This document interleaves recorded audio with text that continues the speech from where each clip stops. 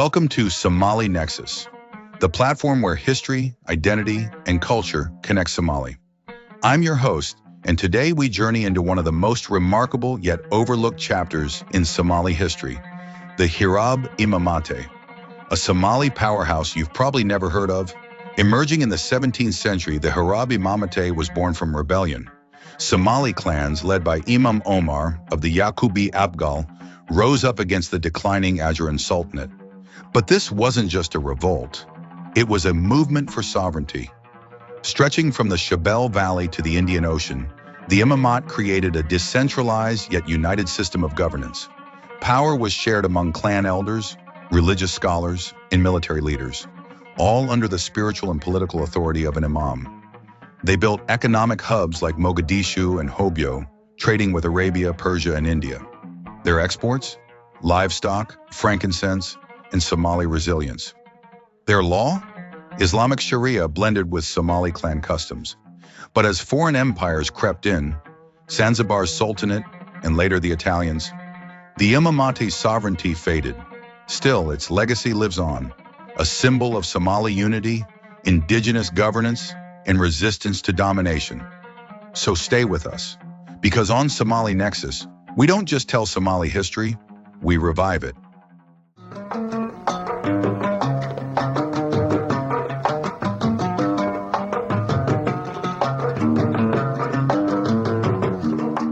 Welcome to our deep dive into a really fascinating piece of Somali history. Yep, that's the Hiraab Imamate. Right. And I have to admit, before diving into this, I had never even heard of them. Really? Yeah, I'm learning that the Hiraab Imamate wasn't just some footnote in history. Really? It was a powerful kingdom that controlled a huge chunk of the Horn of Africa for centuries. Yeah, it's a fascinating case study in the rise and fall of power, Yeah. especially in that part of the world where trade clan dynamics and eventually colonialism all played major roles. Okay, so let's start with the basics. Sure. Where and when are we talking about exactly? We're talking about the 16th to the 19th centuries, Okay. a period when the Horn of Africa was a crossroads of trade and power struggles. Yeah. The Hiraab Imamate emerged right around the time another powerful force, Okay. the Ajuran Sultanate, began to decline. So it sounds like there's a connection there. Yeah. Was this a peaceful transition to power, or was there more to it? It was far from peaceful. Okay. The decline of the Ajuran Sultanate created a power vacuum, Right. and several clans saw an opportunity to seize control. Yeah. The Durandul clan was the first to challenge the Ajuran rule. Interesting. And according to oral tradition, there was a Durandul warrior born with a gold ring, Wow. almost like a sign he was destined for leadership. It's amazing how those kinds of stories get passed down through generations. Oh, no, it's really something. But it wasn't just about one warrior, right? Right. What else led to their victory over the Ajuran?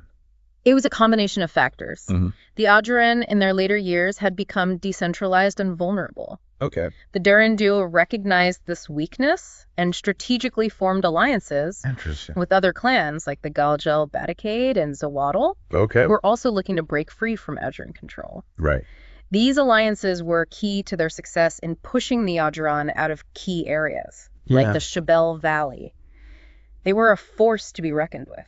So by 1700, they had control of a pretty significant territory, right? Exactly. Okay. From the bustling port city of Mogadishu on the coast, Yeah. all the way inland to the fertile Shabelle Valley, Uh-huh. and even into the more arid lands of Mudug. Okay. Controlling this much territory, especially a land with such diverse resources, Yeah. must have been a challenge even for a well-organized state.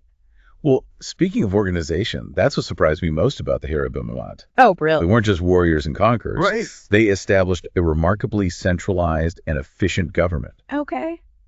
I was amazed reading about their bureaucracy, their state flag, even their official correspondence written in Arabic. Yeah, and that's one of the key differences between the Hiraab and the Ajuran. Interesting. They seem to learn from the Ajuran's mistakes.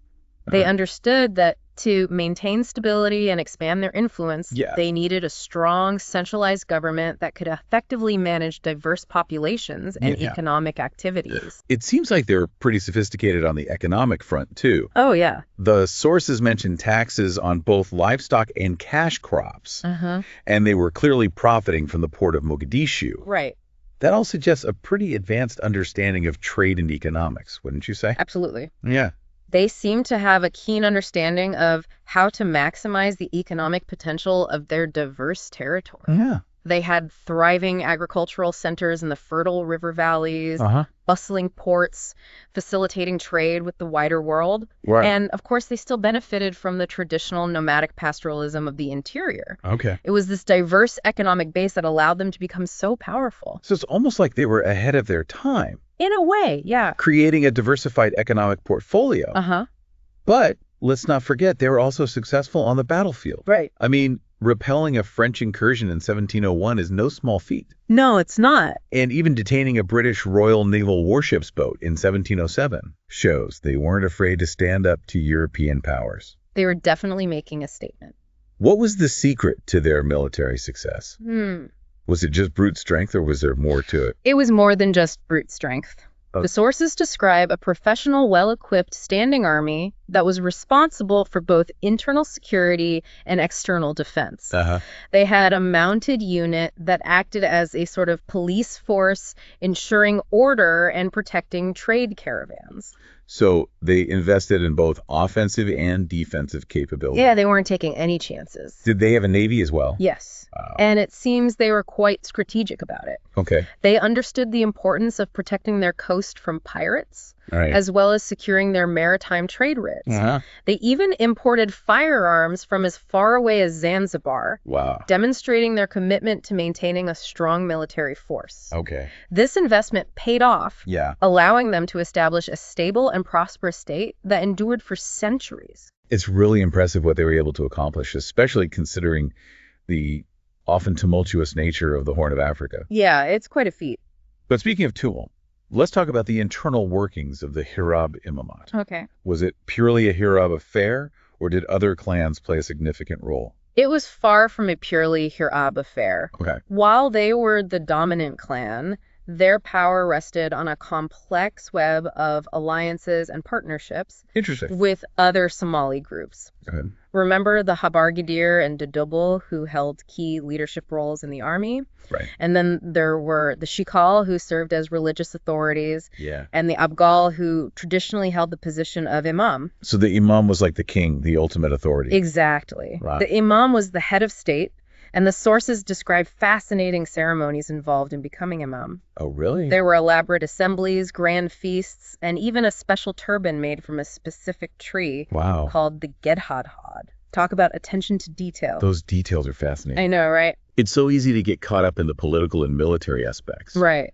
But those cultural and ceremonial elements are crucial for understanding how power was legitimized and maintained. Those traditions weren't just for show. Right. They reflected a deep understanding of the importance of symbolism ceremony and appealing to a shared cultural heritage, even in a multi-clan state like the Hiraab Imamate. Okay. They knew that true power wasn't just about force. It was about creating a system where everyone felt represented and invested in the Imate's success. So they weren't just ruling through fear and intimidation. No, not. They were creating a sense of shared identity and purpose. Precisely. That's pretty impressive for a state that emerged from the ashes of a crumbling sultanate. It really is. It makes you wonder what they could have accomplished if they hadn't faced those challenges that ultimately led to their decline. Yeah. It's a fascinating thought. But before we get to their decline, there's a lot more to explore about their rise to power. Oh, definitely. You're right. Their story is a complex one, full of fascinating twists and turns. And it's important to understand the factors that contributed to their success before we delve into the reasons behind their eventual downfall. Absolutely.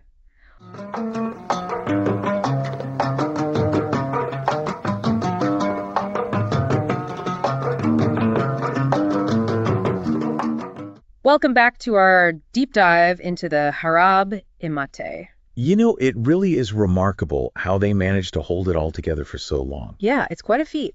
I'm especially interested in how they handled their diverse economy. Okay. We've touched on it a bit already, Right. But let's dive deeper. Right. You had nomadic pastoralists in the interior, settled agricultural communities along the river valleys, and then bustling port cities like Mogadishu, connecting them to the wider Indian Ocean trade network. Right. How did they balance all those competing interests? It's a testament to their political and economic savvy that they were able to create a system that accommodated and even benefited from such diversity. So it wasn't a case of forcing everyone into a single economic model? Not at all. They understood that the nomadic pastoralists needed access to grazing lands. Right. The agriculturalists needed fertile soil and water for their crops, and the coastal merchants needed safe passage for their ships and access to markets. Yeah. They seemed to grasp the interconnectedness of these sectors, recognizing that the prosperity of one often depended on the well-being of the others. So how did this translate into their policies?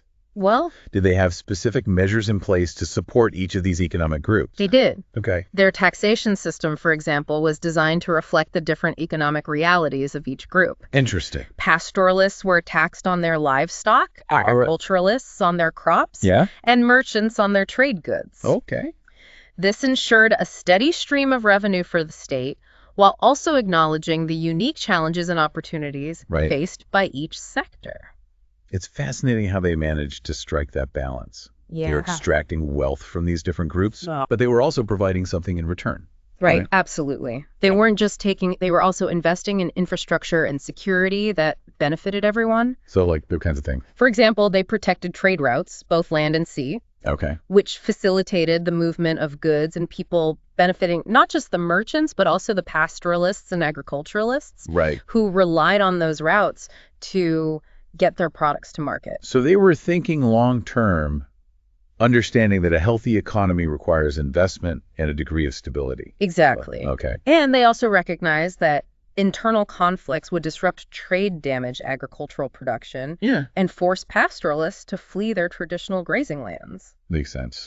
They invested heavily in maintaining a strong military and a robust legal system to ensure internal order and stability. It sounds like they were pretty good at managing their economy. They were definitely on top of things. No wonder they were able to achieve such a long period of prosperity. Right. But what about the social side of things? Yeah. Was there a sense of shared identity or a common culture within this diverse state? Well, that's where things get even more interesting. Yeah. Remember how the Imit was structured around this intricate web of clan alliances? Yeah. While each clan maintained its own distinct identity and traditions, there was also a sense of shared Somali culture that bound them together. Interesting. And of course, Islam played a central role in creating a sense of unity and shared values across the Imit. Right. The sources mentioned their adherence to Sharia law, but how did that play out in everyday life? Well, was there a separation of religious and political authority, or was it more integrated? It seems to have been a much more integrated system. Okay. Remember the Shikal clan's prominent position as religious authorities. Right. They weren't just advising on spiritual matters. Yeah. They were influential figures within the government, ensuring that the Imit's laws and policies aligned with Islamic principles. So it wasn't just a secular government with a thin veneer of religious legitimacy. Wow, not at all. Islam was deeply woven into the fabric of the state, influencing everything from their legal system to their social norms. Precisely. Wow. And this integration of religious and political authority gave the Imit a strong sense of legitimacy in the eyes of its people. Okay. It also provided a framework for resolving disputes, maintaining social order, and fostering a sense of shared identity across clan lines. That makes a lot of sense. Right. It's like they were able to create a system that acknowledged the diversity of their population, while also providing a unifying framework based on shared values and beliefs. Exactly. It wasn't a perfect system, of course. There would have been inequalities and tensions, just like in any society. Of course. But for a considerable period, they were able to achieve a level of stability and prosperity that was quite remarkable, especially in that region and during that time period. It's like they had cracked the code for creating a harmonious, multi-ethnic state. It really is impressive. But even the most successful states eventually faced challenges, and the Hiraab Imamate was no exception. That's true. Okay. And while their success was rooted in their ability to adapt and innovate, they also faced significant internal challenges that eventually contributed to their decline. Like what? Remember that succession dispute we talked about after the death of Imam Muhammad Ahmed in 1843? Oh, yes, the one where his 7 sons almost plunge the Imit into a civil war? Exactly. It sounded pretty intense. It was a major turning point in their history. Yeah. That power struggle exposed the fragility of their system, Right. demonstrating how personal ambitions and clan rivalries could threaten the delicate balance they had worked so hard to create. So it sounds like they were their own worst enemy, in a way. In a way, yes. Their ability to manage competing interests and forge alliances was key to their success.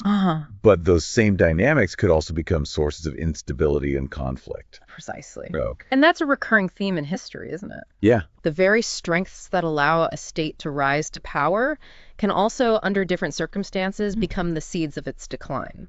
And in the case of the Hiraab Imamate, these internal challenges were compounded by a growing threat from external forces. Right. You're talking about the European powers, right? Yeah. We've already touched on their growing influence in the region. But I'm curious to explore how the Hiraab responded to this new threat. Okay. Did they try to resist, or did they attempt to accommodate the Europeans? Well, initially, they took a defiant stance. Okay. Remember their successful defense against that French incursion in 1701? Yeah. And then there was that incident where they detained a boat belonging to a British Royal Naval warship. Right. These actions demonstrated their willingness to stand up to European aggression, even when facing a superior military force. It's almost like they were testing the waters, seeing how far they could push back against these new players on the scene. But I imagine that resisting European powers in the long run was a losing battle. Yeah. Especially as those powers became more aggressive in their pursuit of colonial expansion. You're absolutely right. Okay. And that's precisely what happened. So what did they do? The Hiraab found themselves caught in a complex web of shifting alliances and rivalries. Right. As European powers, particularly Britain and Italy, began to assert their dominance in the region. So it wasn't just a simple case of the Europeans arriving and conquering everything in sight? No, not at all. There was a lot of maneuvering and strategizing going on behind the scenes. Absolutely. Wow. It was a game of chess, with each player trying to outmaneuver the other. The Hiraab attempted to play this game, forging alliances with some European powers while resisting others, all in an effort to maintain their independence and autonomy. So how did that work out for them? Well, the balance of power was shifting rapidly, and the odds were increasingly stacked against them. So it sounds like a classic David and Goliath scenario, with the Hiraab trying to hold their own. Yeah, it was a tough situation. Against these global superpowers with their advanced technology and vast resources. Right. It must have been incredibly challenging to navigate those treacherous waters. It certainly was. Okay. And as we delve deeper into the later stages of the Hiraab Imamate, we'll see how these external pressures, combined with their own internal challenges, ultimately led to their decline and their eventual incorporation into Italian Somaliland. It's a fascinating and tragic story in a way. Yeah. They were such a vibrant and innovative society. But ultimately they were unable to withstand the forces of history that were reshaping the world around them. And it's a reminder that even the most successful states are not immune to the forces of change. That's true. But their legacy lives on both in the cultural and social fabric of modern Somalia, and in the lessons they offer about the challenges of maintaining unity and autonomy in a rapidly changing world.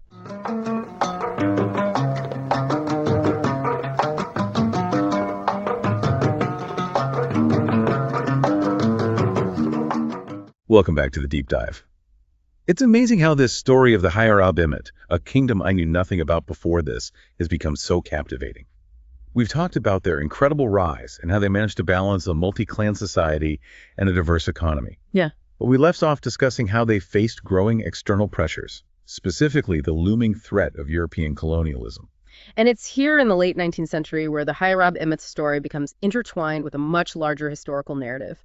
The scramble for Africa, European powers, driven by economic ambitions and imperial rivalries, were aggressively expanding their colonial empires, and the Horn of Africa, with its strategic location and valuable resources, became a prime target. So the Hiraab Imamate, once a dominant force in the region, was suddenly facing a whole new set of challenges, rivals with far greater resources and military might. Exactly. And this wasn't just about military power, it was about the changing dynamics of global trade diplomacy and technology.